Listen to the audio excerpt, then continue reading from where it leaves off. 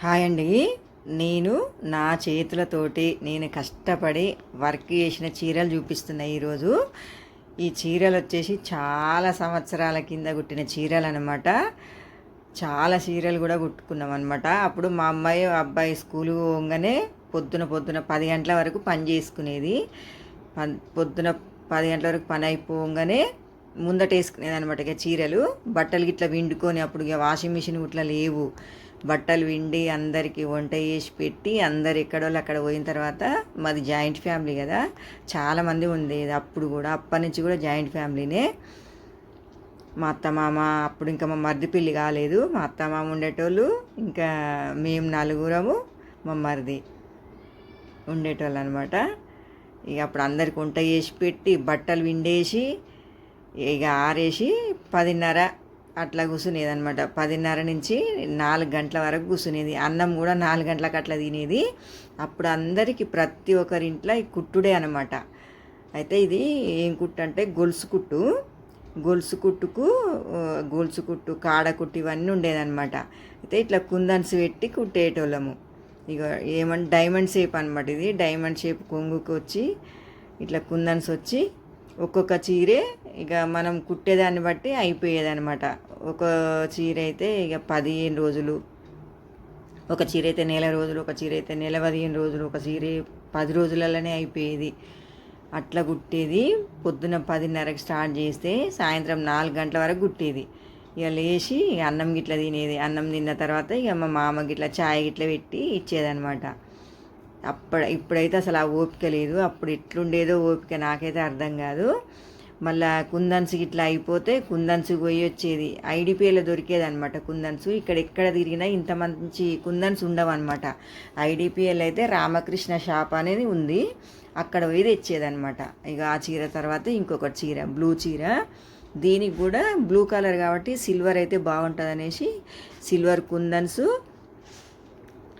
Silver పూసలు, చిన్న చిన్న పూసలు అనమాట. కరెక్ట్గా చిన్న పూసలు అనమాట.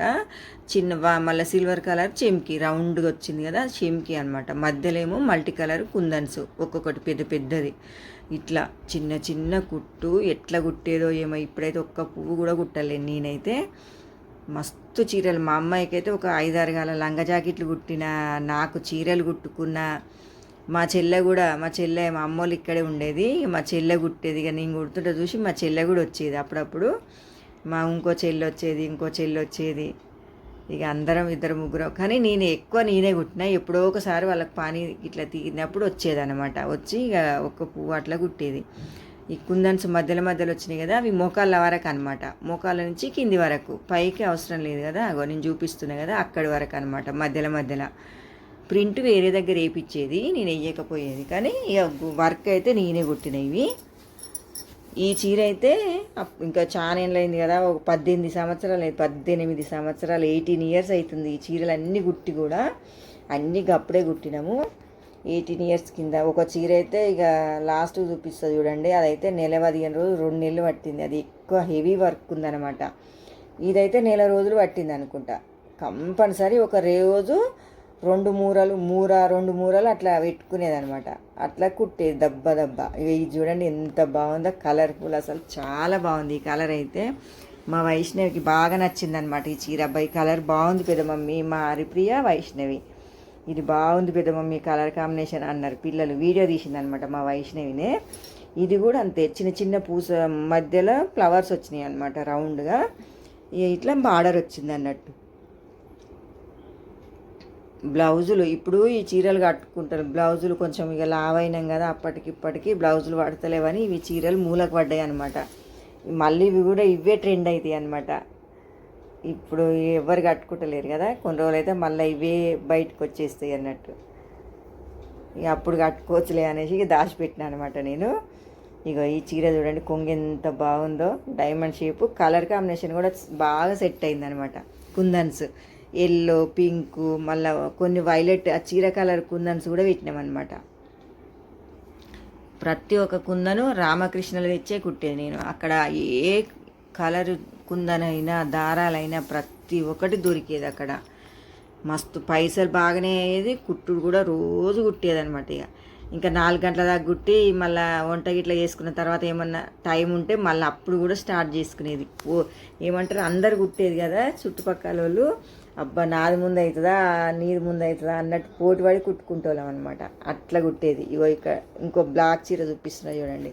ఈ చీర అయితే 15 రోజులు కూడా పట్టలేదు. అంటే ఫ్లవర్స్ ఇవి చెట్లు అనమాట. అక్కడొకటి ఫ్లవర్స్ కుట్టినాం అనమాట.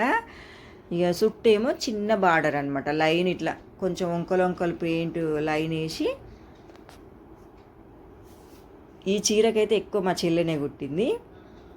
మా క్రాంతి, మా స్వాతి కూడా కొంచెం కుట్టింది అనమాట. మా భవాని కూడా కుట్టింది ఈ చీర అయితే 4 కుట్టినాం అనమాట. లాస్ట్ చీర ఇదే అనుకుంటా నేను.